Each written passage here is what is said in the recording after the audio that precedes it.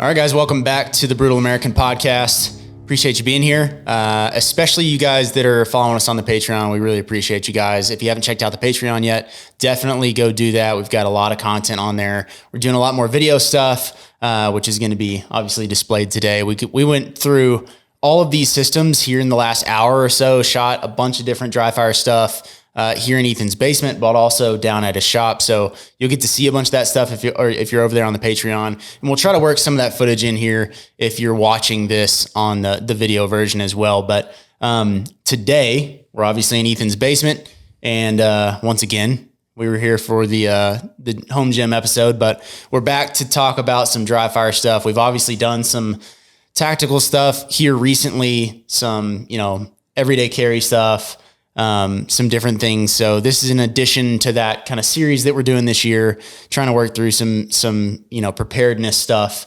from the everyday man's perspective. So today we're talking about dry fire. I don't know for you, for me, dry fire is a relatively new thing. It wasn't something we grew up with guns and hunting and shooting, and we got into more like tactical shooting and competition stuff. But we never talked about dry fire, but more recently it seems to, and maybe it's their limitations with how often you can go to the range because you're busy or ammo is expensive. But it's definitely I don't know what I would say the last several years, couple years, but it wasn't really on my radar before that. Yeah, I'm the same way. In all honesty, I grew up around guns. Definitely had a lot of men in my family that hunted. But even that was not really something that I got into personally until I was an adult. And I got into bow hunting before I got into rifle hunting. It was a pretty quick succession, but the whole tactical side of shooting and trying to be a more efficient, proficient shooter is something that's fairly recent in my last handful of years, really. Yeah, I think it's just something important to talk about, something maybe not everybody is thinking about.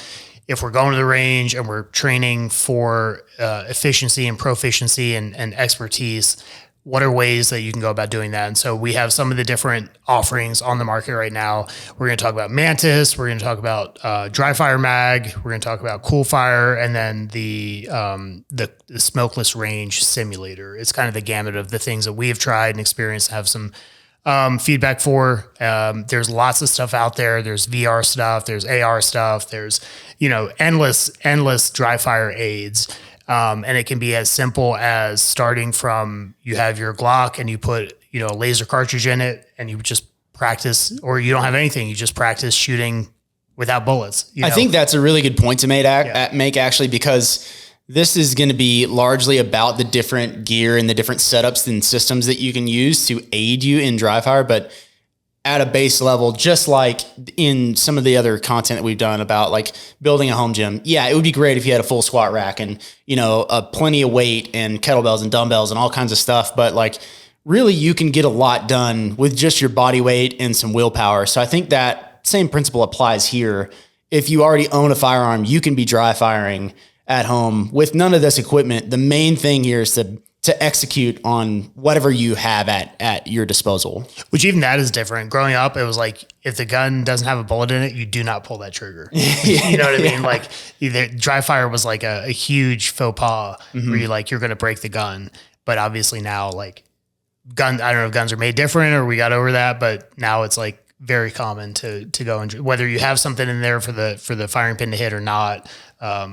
People have all kinds of different schools of thought on that, but overall there's all these tools and aids that make it very easy to do, and you can do it relatively cheaply. Yeah. So, maybe we'll start with what I think is most common. We recommend a lot is I need to buy a carry gun. So he's buy a Glock 19. So we're going to start with the Glock 19. So, the thing we have here, we have our dry fire mag. And basically what this does is you have your real gun. It's a real Glock 19. If you load it and put a bullet in the chamber, it would shoot right now. As long as you take out the laser cartridge in there. But basically the magazine lets you have a trigger reset. So the two things we have here, we've got the laser cartridge, which will give you a laser. So whether you're using Mantis to read the laser or a simulator to read the laser, or you're just looking at where my hits are on a target on the wall, you have a laser basically point of impact. And then when you put the dry fire mag in, and this one is one of their smart dry fire mags. So it's got a battery in here and that powers, I guess it powers a laser. I actually don't know how it works. It's magic, but you put the mag in there and then every time you pull the trigger, you get a reset. So you get a laser on the wall and then you get a reset. So that gives you an advantage over just the laser cartridge, which would give you a laser in the wall. But every time you have to rack, you can practice drawing and shooting one time. But that gives you the advantage. So I think anybody with a striker fired gun, this would be a great place to start. This one works with any double stack Glock. So you can put it in Glock 17, you can put it in lots of different guns, and you can see it hangs out the bottom of the Glock 19, but that works pretty well. So that was the first one that we did today. I think that's a great place to start. The other piece to it is, I don't know if you have any thoughts on just that system by itself.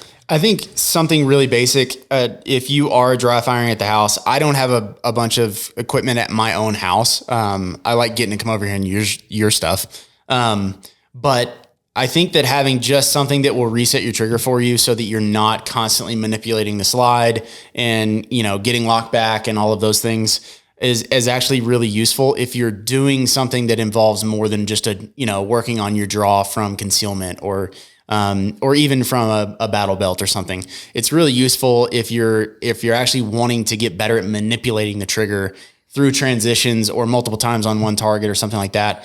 That is a really basic thing, but it's actually extremely useful. Yeah, I like that a lot. Obviously, it only works with striker fired guns and not everything. These companies don't make everything for everything that's out there. But they're getting there, and you can find a lot of different magazines for different striker fired guns. But that's I think a really good place to start. And then from there, the thing that we have on there is called a Mantis X10, which is a pretty cool little thing. Now, I think a lot of people when they think of like, oh, Mantis dry fire, they're primarily thinking about there's a laser on the wall, and I'm like, how accurate am I being? This is a standalone system. It's called the Mantis X10, and it's it's rechargeable, and it has no laser at all. And you can mount this on your light rail. You can mount this on an AR. You can put it on your bow. What we do is put them on the bottom of the magazine.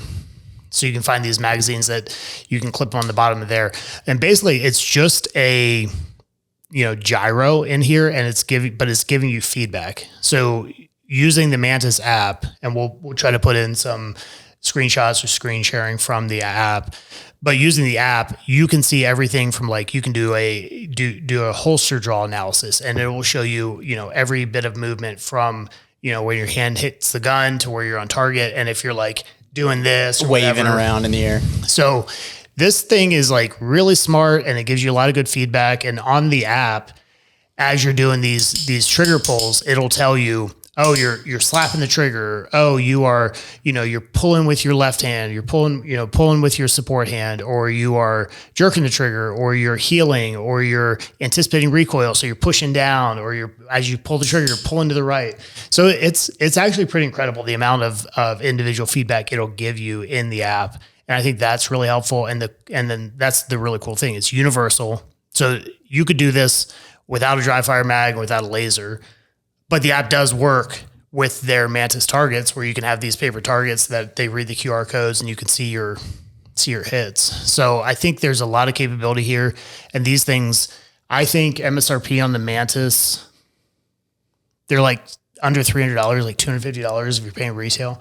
And so I'm sure we'll say this a lot of times, but when you figure a 9mm bullet at best is like 20 cents a round, it doesn't take very many range trips to pay for dry fire equipment. Yeah. And then, you break even, and then you're like, I'm just saving money. So that's the way I think about it. Yeah. I think the other thing here is that we have the advantage of having other guys who at least have a basic knowledge of what they're doing and can provide feedback when we're on the range. So those range sessions are really, really beneficial. Definitely you should be going to the range. And if at all possible, you should be going with other people that can give you feedback. But this, if you're sort of on your own and you're like, all right, I'm just a dude, no one around me cares about this. And we get questions and comments from you guys all the time. They're like, I wish I had a group like that where I'm at, but I don't. And I'm trying to build one, or I'm trying to move, or whatever it is. This is almost kind of like having not a coach, but almost like a coach in your pocket. Yeah. That to give you feedback and to give you some correction. Because if you're by yourself and you're just going out to the range and you're just throwing bullets at a target, it might be really difficult. Some people might be able to figure that out. And after enough reps, you will. But like you said, that gets really expensive. And so I think having something that can give you some genuine feedback that you can then try to go execute on when you actually go to a live fire range is really, really useful. So I think the value in this to me would mainly be that feedback, especially if you don't have other guys around you to provide that feedback for you. That's the other cool part about this is you can put it here, you can take your light off, put it here, but it will work in dry fire. It will work in CO2 recoil dry fire. It will work in live fire. You can mount this on your gun and it will give you feedback while you're shooting live rounds. On a rifle, you can put it on there, on a pistol, on a bow, so there's a lot of versatility in that system. So I do like that a lot, even though it's not mainly focused on accuracy. Yeah. So that's a Mantis X10. Men, it's time to reclaim the strength you were made for. Introducing the Crusader Transformation, a 90-day barbell challenge with a limit of 5. We'll keep this small so you can build a brotherhood with 5 like-minded fathers who value strength as much as you do. Together, we'll forge competence, discipline, and resilience. If you sign up now, it's only $800, which is 25% off the regular price. You'll train with purpose, stay accountable, and receive personalized instruction. Join the Crusader Transformation. Train for strength, lead with purpose. Sign up at crusader.fitness. I guess from there, so that was the Glock 19 with the dry fire mag. It's got the laser cartridge in the chamber and the Mantis X10. So from there, we went to the Blackbeard. So Blackbeard is Mantis's AR platform. And so grab that guy. Should be able to see that if we can manage to not knock these mics over. So I think they have two. They have the Mantis and the Blackbeard and the Blackbeard X. Biggest difference is the Blackbeard is, it has the magazine, which is a battery, rechargeable battery. And then you take out your charging handle and your bolt carrier group and you drop this, Mantis bolt carrier group in here, and then it resets your trigger for you. So it gives you laser and it gives you the main one, the Blackbeard gives you laser, gives you your trigger reset. The X works a lot like the X10 for the pistol, where you're getting that gyro feedback. It's going to be able to tell you what are the mistakes you're making, how can you improve. It gives you an overall score on your shooting. So I think that's pretty helpful. And obviously this integrates like the X10 into a Bluetooth app. And it's a pretty good app. I think there's room for improvement, but overall I think it's helpful and like a pretty good app. Anything like this where you're going to set up something that's a simulator like this and you're trying to simulate live fire or live reps in the house is going to have some bugs and stuff that these companies are still trying to work out. Even when we were shooting these, like you shoot a 6-shot bill drill and maybe it picks up 5 instead of 6 some of the time, but that's not really the point. Right. If you're doing this and the main thing is to like get the best possible score on your Mantis app, you're kind of missing the boat. Like the point of this is to improve your actual shooting. Yeah. So I think that's something that people sort of can get down the YouTube rabbit hole or, Reddit thread on like, well, this one's the best as far as, tracking accuracy, but none of them are perfect. And like you get too bogged down in the weeds on some of that stuff sometimes. Obviously you want to get the best thing that you can, but none of them are going to be perfect. That's okay. The point is to get more feedback and better reps in on a more consistent basis without having to leave your house, without having to go to a live fire range. And you can do this, for 10 minutes before you go about your morning routine. Yeah, I think that's huge. And maybe just the way I think about it is it's like working out. It's like your Bible reading. It's like any other habit that you have built in every day. Where are you going to build it in and how are you going to make it repeatable? And so if your guns are set up in dry fire configuration, or what I do a lot is like, I'll buy a gun in 5.56, I'll buy one in 300 blackout, and one of those will be the dry fire gun. And this one it still works. You put the bolt carrier group back in and the charging handle, it's a real gun. But I'm not constantly like, okay, I want to dry fire. Okay, I'm going to disassemble this gun and reassemble it. And like, it's ready to go when I have a few minutes after a workout in between sets. Even you can knock out some drills. But also I think one of the principles is you want your dry fire setup. It could be a real gun. Obviously, it doesn't take that long to do the takedown pins and no, it's pretty quick to swap this stuff out. But you want to train dry fire like when you go to the range. So if you have your EOTech, you don't want to have something different on your dry fire gun. If you have, why do I have all this crap on here? Is because it's heavy, and that's part of the dry fire is like practicing the reps of going from low ready to shooting, and wearing yourself out doing that. So do you need a silencer on a dry fire gun? Like, no, but having, another, 14 ounces and 6 inches on the front of the gun, like that's how your real gun is set up. So like, why not practice that way? So I think that's a good thing to think about. So any other thoughts on the Blackbeard? I think that this one is the one that I have the most fun doing, like shooting, especially down there on the sim. Where you get to run through courses and do different drills where you have movement involved and it's a bigger screen. It feels more like a video game. I think gamifying this stuff is actually really important. Anything that you want to get good at, you end up doing this where you're like, all right, let's try to make smaller microcosms of the large game within the skill set in order to practice the same repeatable things over and over again, but in a way that's not boring and monotonous. And I think that this does a really, really good job of that. It feels like you're playing a game at the arcade almost, but you're doing it with a real gun that you could genuinely defend yourself with or go hunting with, or, whatever it might be that you're using it for. But I think the gamification of it is really, really cool. I love doing, especially shooting the rifle on the sim. I think that's important. I think Mantis is making dry fire pistols now. So you can, have you seen those? I forget what they call them, but they'll make a Glock 19 that you can buy, and it is strictly a dry fire pistol. And I think that can be fine if that's what you shoot. But I have found, like, this is my wife's Glock 19. When I go from there, and there was a week where I was like dry firing with this a bunch, and then I went out to range with a SIG 226. And I was way off because it's like, and I don't know what I expected, but I think it is really important to, like, whatever you're in practice with, like, it has to be close enough if it's not the real thing. Yeah. So I think on those, you don't get any recoil. No. Which, again, we're talking about like limitations and how much can I get out of something that's not the real thing, because we don't all have time to go to the range every day, every week, and like shoot real bullets or the budget to do that. So there's always a limitation, but so far the biggest limitation on these two, I would say, would be recoil, which is probably more important on the pistol than it is on the rifle. And then I think the thing to keep in mind is the zero, where your laser cartridge is, whether it's a Blackbeard or the Glock or whatever, it's not going to be perfect on the target. Mm-hmm. And so recognizing, like, there are some that have some windage and elevation that you can adjust, but you're always dealing with like this height over bore thing. And even with the pistol, it's like not going to be perfect, but I think it's generally good enough. Yeah.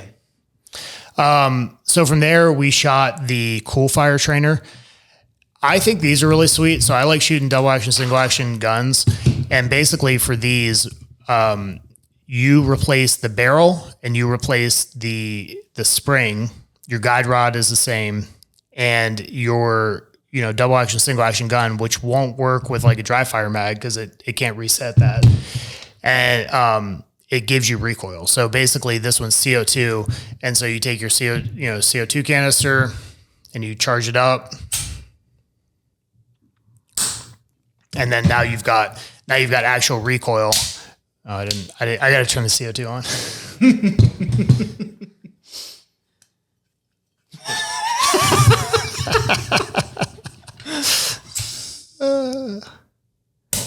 There we go. And then you charge it up, and then you get recoil. Yeah. So we shot these. Cool Fire is probably the more expensive of all of these different options. I think MSRP around, like with these, with the different options, is around $800, which is a lot, right? But also you're like, okay, if I 20 cents a round, how many rounds do I have to shoot? And okay, four range sessions, 5 range sessions, we've paid for it. So that was how I justified it. But basically it's just a barrel. It's got a lighter spring, and then what you have out here, and you've got one in front of you on the 229. Yep. It's a basically CO2 extender. So if it was just the barrel holding the gas, you would maybe get like a mag and a half or 2 mags, and this will give you a lot more shots. Same thing on that one, and then it also gives you a laser. So if you're doing stuff with Mantis or you're doing stuff in the simulator, you need the laser. This one's a red laser. That one's an infrared laser.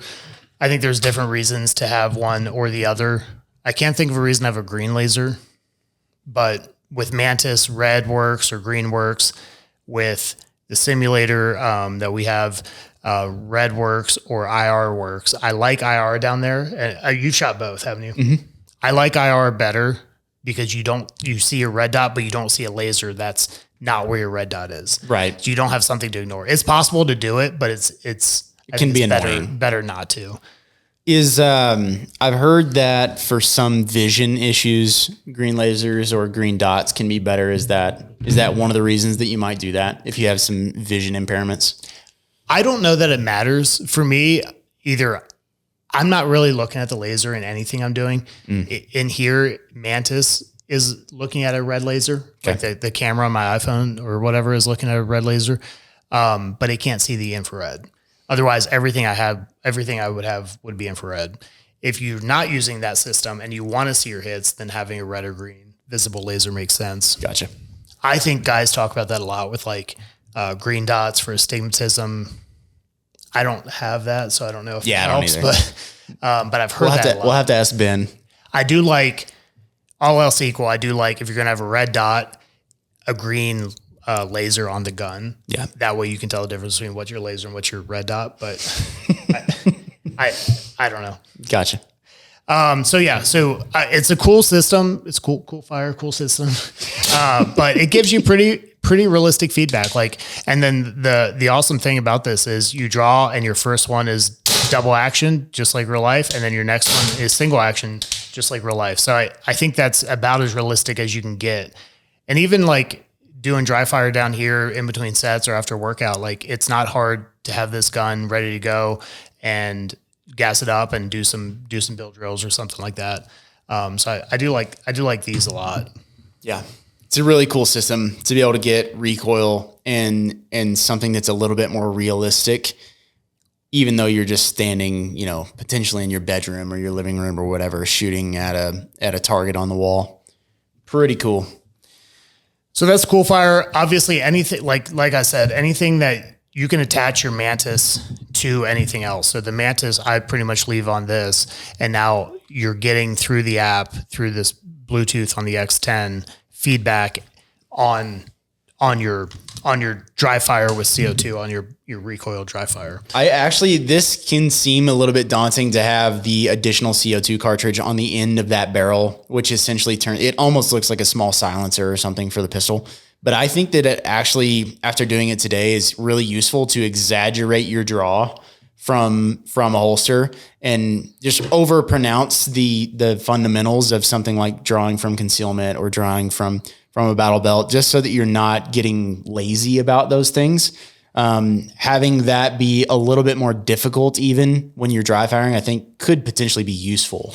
I was worried about that. They had that one available, but I bought that one first, and I bought this one because I had a red laser on it. And I said, well, why not try the one that holds more? I mean, you can get several mags through that one. Mm-hmm. But it hasn't bothered me at all. And I don't think anybody is like clearing their holster and like straight coming out. So I actually don't think it really impedes much. And that's the other cool thing is like, I don't know what you guys use, but we like a lot of these T-Rex holsters and the way that they're made, like all of these things fit in perfectly fine to the existing holster. So you can use your real gun and your real holster and it doesn't impede any of that on any of these. But that was why I bought that one first, because I thought it would be less in my way. Yeah. But you just get less shots. Yeah. Makes sense. So that's the Cool Fire system. Cool Fire. From there, we went down to the shop and set up the simulator. So basically, what do you need there? Screen, projector. You don't even necessarily have to have a screen. I know my parents just did this after they came and shot yours. Actually, they came and visited, and then we shot the simulator while they were here. And both of them were like, we've got to get one of these. So they bought a setup for their house. My mom did a bunch of research and then bought a system, and they're just projecting it onto their living room wall. It's, just I don't know what it is, white or off-white, paint. And they're just projecting it on there, and it works just fine. I don't think they really work with TVs from the research I did. Okay. But like some kind of projector. And then smokeless range, I think the company is called Laser Ammo, but it's like smokeless range is their simulator product line. They sell this little camera on a tripod that looks like a USB webcam, but it can read infrared. So you set that up, you have your projector, you have your camera, and then you need a laptop. I think they run on PCs. I don't think it'll run on a Mac. And then your laptop runs the software. And it's really cool because you can buy the baseline software, and then they have dozens of different programs that you can test out. They'll give you like a 2-week free trial. You decide, I like it, this is useful, or I don't. I'm not going to waste my money. And you can kind of pick and choose what I want. This one that's more tactical. I want this one that's more on just range stuff, or I want this one that's more on like decision making. Like they have a bunch of different stuff, and they're always coming out with new stuff too. So that's the basic setup. And kind of the way it worked was when I was putting these things together, I had that simulator in mind, and I was constantly doing research like, will the Blackbeard work with that simulator? Will the Coolfire work with that simulator? And wavelengths and, colors of lasers and things like that went into a lot of it. But basically everything here is compatible with that simulator. And so we went down there, and the only thing we did today was the rifle, but you could take the Glock with the Coolfire mag, or the Glock with the dry fire mag, you take the Coolfire down there, and red or IR lasers work really well. I prefer infrared on that.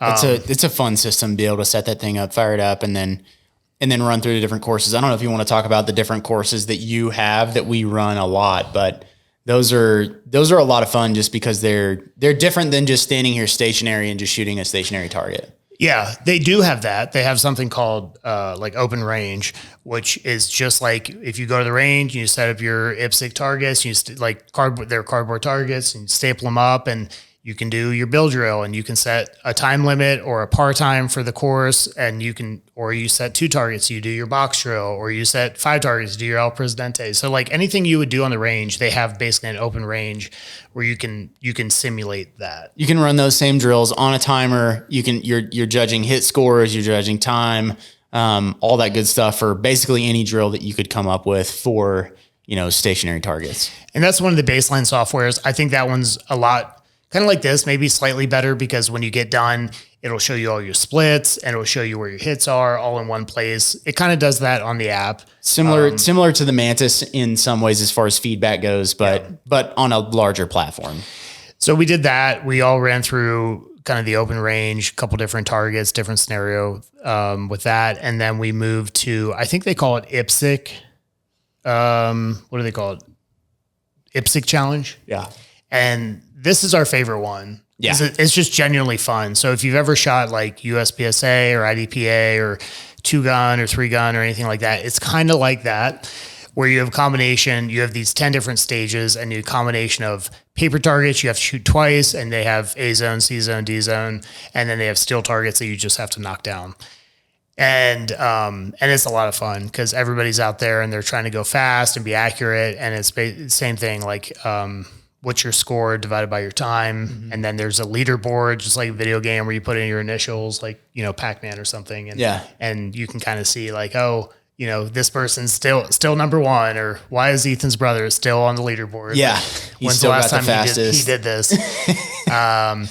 And so we like that one a lot, and they go through and they're different. You get even some of those Texas Stars or like moving targets. You've got, and I think one of the coolest things about it to me is the fact that you have it hooked. You have yours hooked up to speakers, so it's even louder. But it gives you audible feedback on what's happening. So if you're hitting the steel targets, it actually sounds like you're hitting a steel target. If you're just missing, it just sounds like a gun going off. Yeah. And if like as you move through it, you can tell based off of the audio feedback from the program, it's almost like being on the range, which I think the audible part of it is one of the big separators that you don't really notice right at first, but it's very different from just standing in here doing dry fire. Yeah. It actually has like a full experience. Like you sort of get immersed into it and it feels like a real scenario. Yeah. So that one is fun. 10 different stages. And then they've had some other ones come out that I've demoed. You weren't out here for, but more like decision making, more things like I think they would be used for like law enforcement and like when to shoot, when not to shoot and things like that. They have one called like Hogan's Alley that I think has a lot of potential. It was just pretty buggy for us the first time we tried it. They had this other one that we did a little bit today called Tactical Targets, which is kind of scenario where you're moving through a warehouse, or you're moving through a school or a office location. And the cool thing about this one is they're just like cardboard targets, blue targets that pop up. But they have different guys. So they'll have guys with their hands up that are no shoots. They'll have cops that are no shoots. And then they'll have guys with AKs or pistols or knives that you have to shoot them. And on that one, it's like you can set it to randomize 1 to 3 hits to knock them down, which I do. I like that too, where you're like, I'm just going to keep shooting until they drop. So that one is randomized. There are always different guys popping up in different areas, and it's kind of I think there's benefit to that one. Yeah, I think that one's a lot of fun. It's similar to the IPSC challenge one where you're moving and there's some decision making. Every time you round a corner, there's a new set of targets in a different configuration. So it does have you thinking and reacting, but it's more randomized, and it just feels like the stakes are a little bit higher because you don't want to shoot someone that you shouldn't be shooting. Oh yeah. So I think they're both really good. Obviously, one is more of like a skill proficiency thing, and one's a little bit more like real life scenario. But I think they're both really useful. I'm Ethan. And I'm Luke. And this is Defiant Machine Works. Here at Defiant, we specialize in precision firearm customizations that deliver performance and aesthetic. Hand stippling for superior grip and control in any condition, CNC slide milling and optic cuts, porting to reduce recoil, and flawless Cerakote finishes in any color or pattern you want. The best part? Industry-leading turnaround, your custom build finished in 2 weeks or less. No endless waits, just high-performance firearms that stand out. From Glock to SIG, Smith & Wesson to CZ, we handle it all with over 10 years of collective machining experience. So take your build to the next level, head over to DefiantMachineWorks.com and use code WARCHEST at checkout for 10% off. That's WARCHEST at checkout for 10% off.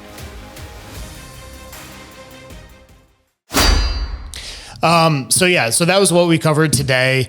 Overall, I think, we've talked about the dry fire mag, the Mantis X10, the Blackbeard X, the Cool Fire, and then we'll get some screen capture of the Mantis app so you can kind of see how that interacts, and then the smokeless range that all of this stuff works with. So I think maybe the important stuff here would be like, you can dry fire with anything. Yeah. You can dry fire with nothing. Just unload your gun first, right? Yep. Don't dry fire. Don't live fire during your dry fire session.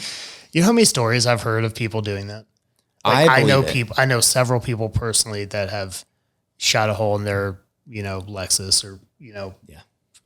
It's crazy. Yeah. So gun safety is actually really, really important. Yeah. Don't take that seriously. Don't be that guy. But until you get into something, the best you can do is like draw your Glock and you get one trigger pull, right? Mm-hmm. Which there is benefit to that, and people should be doing that. But in order to take it to the next level, I think the things to think about is like, how am I going to reset my trigger? Well, is it something like dry fire mag or something else? But having that trigger reset will give you, I think, like exponentially greater training than you would have with nothing. Yep. And then that cartridge, that laser cartridge, which goes in the chamber, to be able to, whether it interacts with Mantis or you're just seeing where you're actually kind of drawing and shooting and having a target to hit. I think those two things would be the very first things I would go for. Yeah. Before getting into anything else. Yeah, absolutely. And then beat those things to death, use them just like the gym episode. Like you can go get all of this really cool stuff, but if you don't use it, it doesn't really matter. So I think similar principles, like accumulate this stuff over time. Ethan didn't buy all of this all at the same time. This is, like slow accumulation of things and then like taking one step and then going, what would be really cool is I could do, this next thing and then going and researching it and then finding an option for that. But, once again, the main thing is whether or not you're actually executing on any of this. If you're not going to use it, don't go buy it and waste the money on it. And I also think it's really good to constantly be assessing, like we talk about, if you're going to be, a brutal American and you're going to have a group and you're going to, build a brotherhood and really be practicing a lot of these things in community, then you have to have consistent training with that group. So, we're going out once a month and shooting on a consistent basis. And so we constantly are getting feedback on the different things that we need to be working on and then trying to take that home and work on it. Our personal stuff, on our personal time. So I think the execution as always is really what matters. Like you can have the best stuff or the best program or the best, I'm going to do this day and this, but you can plan the whole thing out, but if you don't use any of it, it doesn't really matter. So yeah, I equated to like studying for a test. If however often you go to the range, that might be the test day. Like there's progress that happens, but if you study for that test, you're going to do significantly better. Right. And I'm just thinking about all the high school boys that I teach every day is like, why do you think you got a 50 on that test? How much did you study? Oh, I didn't. Like, well, are you surprised? I'm not. Yeah. And I think it's kind of the same thing where it's like you go to the range, you're like not happy with your performance. One of the things you can do is how much did you study? How much did you dry fire? And it's like anything else. You can do it a whole bunch. You can phone it in. But I think that the results will speak for themselves. Yeah. Yeah. The likelihood that you're going to go and just like suddenly be phenomenal at something like this, that's just a really technical skill set. You're just not. Like there are not very many people that are just natural born, like really, really fast and accurate with a gun. Like that's just not really a thing. Everyone who's really good at it has put a lot of time and energy and focus into it. And I think on that same note, like just a general principle for anything that you want to get really proficient at and you want to be focused on improving at is you can't say, all right, I'm going to work hard enough where I can check the box and say that I worked hard. You actually have to work so hard that it would be absurd for you not to achieve whatever the goal is. I think that has to be the standard. Is like, there's absolutely no reason I wouldn't be able to do this thing that I want to do because I put an absurd amount of work into it. And I think shifting that mindset where you stop going, well, I could look at everyone and say, well, I worked really hard at this. And they're like, we can't tell, like that is one of those shifts that you have to make. And I'm preaching, pot calling the kettle black here. Like when we go out and shoot, I'm never the best. So I think it's just one of those things that if you're going to get good at something, you have to develop that mindset about it. Yeah, 100%. Briefly on lasers, all this stuff takes research. Like a lot of these companies are getting good at interacting with each other and say, oh, you can buy this and it works really well with the smokeless range or it's not compatible. So they are getting good in the FAQ sections of their websites, but it's beyond research. If you're doing dry fire like we're doing in the basement, which is, I think, really important. I think this is really easy to set up. To have a cork board with the targets, and it's low overhead to get something going. Mm-hmm. I think that starting there and figuring out what do I need. I want a red laser because I want it to work with the app. and then going from there. And then it's like, if we use it, then we'll go from there. But for right now, most people, red laser is probably the way to go. Nice. If you notice my carry gun is set up exactly the same as my dry fire gun, which I call it my dry fire gun because I do a lot more of that than I do real shooting with it. But when we go to the range, that's the gun I put on my my battle belt, right? And so 226, 229, but we've got the same optics on it, same grips on it. Everything's triggers are the same. So I think that is important, and it might be the only gun you have, and that's fine. But I don't think it makes sense to the Glock's my dry fire gun, but I'm carrying a 229 every day. Yeah. For I sure. don't Try think to at least stay within the same family of firearms when you're, I think that would be good. Obviously you have guys with collections and I want to have I want to have a 1911 just because I want to have a 1911. I'm not going to carry it every day, but I just want to have that. Sure. But I think as far as from a utilitarian standpoint of these are the different guns that I want to have for my kit, I think that having some sense of synchronicity between those firearms is a really good idea. I have 2 handguns. They're both Canics, right? So they're compatible in a lot of ways. I can use mags from one for the other gun. The triggers are extremely similar. The grip angle is the same. All of the ergonomics of it are just extremely similar, even though they're completely different guns. And I would use them for different things. One of them I everyday carry. The other one I would never do that with. But I think that actually is a good principle if you can, and you're in the stage of building out some of this stuff, then, picking something and sticking with it. All of your handguns that you would carry or put on your battle belt, they're all SIGs, right? They're all double action, single action guns. Right. And so you have the same ergonomics between the different platforms, different use case scenarios for sure, but they all retain some level of similarity. Yeah, 100%. Yeah, ease of access, repeatability. I think whatever it is, whether it's a cork board on the wall or you bought the Mantis, training dry fire gun, and it's like anything else. It's the closer it is to you, the more chance you are to actually use it on a regular, repeatable basis. Right? I don't know if all men are like this, but I'm the kind of person that if I don't lay eyes on something, I just forget it exists. It doesn't even exist. It's just gone. Yeah. Whereas if I see something constantly, it's just in my head nonstop that, I can't forget about that. And so I think having this stuff just in a spot where it's visible when it comes to anything, if you always forget to take your supplements in the morning, put them where you can see them. Right. Whatever it might be. You hang up a punching bag. You're like, hey, I should hit that. I should probably hit that thing. Right.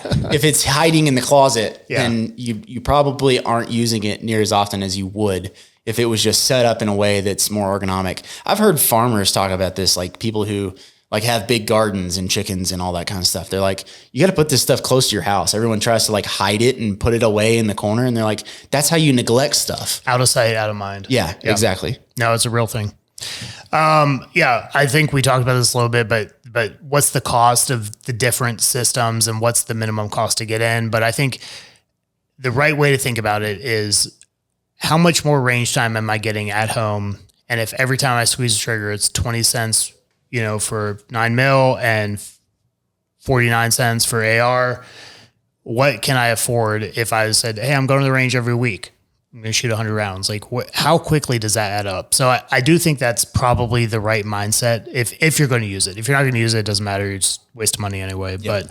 But I think that's probably the argument you make to your wife when you're we need a dry fire system. The thing that I've found too is that our wives really enjoy doing this. Last summer, you set it up in your living room when Ben's dad was in town. We had a blast. That's what we did all afternoon. We had the dry fire system going. We had some college football on a computer screen in the corner because we got uninterested pretty quickly. And we ended up just doing dry fire stuff. Yeah. And you're at that point, it's just a game and everyone's getting to be around it. The kids are used to seeing it. You can hand your son a Glock 19 and then go, all right, we're going to do this whole IPSC course and you're going to pull the trigger the whole time. You just did that with Gus the other day. I think there's a lot of advantages to it. I think the main thing is like getting it out and using it as often as possible is really important. I know that the one that my parents just set up, like I've been getting videos and like my sisters are using it. My mom loves it. And you're getting people who may not be quite as, fired up about going to the range all the time, a much more accustomed and familiar with firearms and how to handle them and all that good stuff. And like the coach, right? Like you have the Mantis feedback where like, hey, honey, this is what you're doing wrong. This is what the Mantis thing is saying. And like there is, it's actually good feedback and helpful.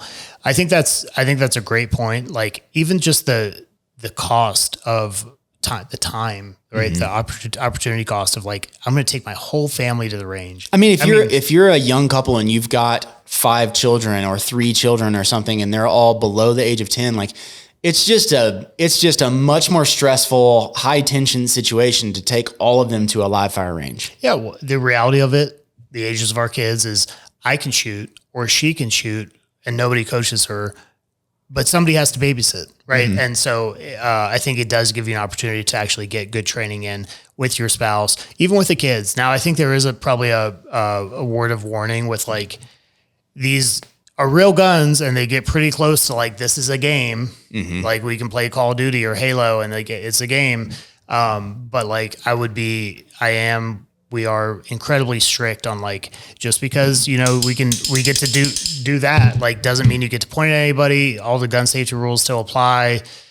I do think you kind of have to be a little bit of on the side of strict with that because they are obviously not dangerous, right? Right. In their current configurations, but like, you can do, that and put in a real mag and now it is. Like, right. It's that easy. Yeah. So, if this same gun is loaded and one's in the chamber and it's in your wife's purse, your son has to know that he cannot pick it up and grab it and wave it around. Right. Yeah.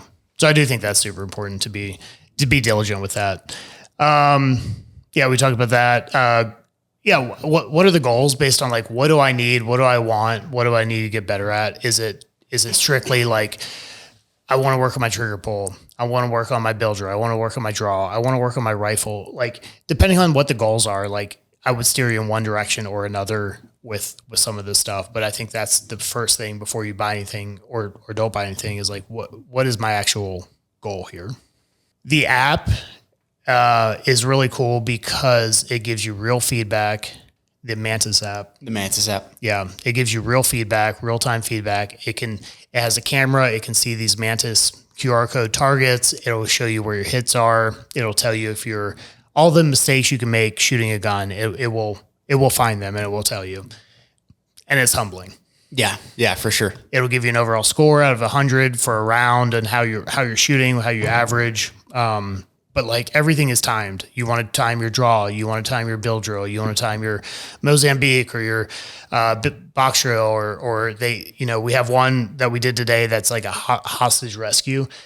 And they have a target that's a guy with, holding a hostage and you're supposed to on the beep draw and shoot the guy and not the hostage. And like all kinds it's incredibly powerful in terms of like the depth and the kind of different drills you can do. Complexity of it. I've probably done 10% of it. Yeah. I probably only scratched the surface, but it's historical. It records everything. You can have different profiles in the app where everybody who's ever done this can have their own Mantis profile and you can log, without disconnecting Bluetooth, you can be like, okay, Tate's up, Ethan's up, we have a guest up.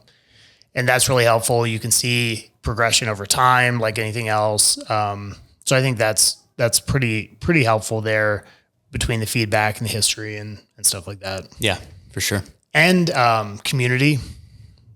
Anybody who's on Mantis, like you have a Mantis app on your phone, right?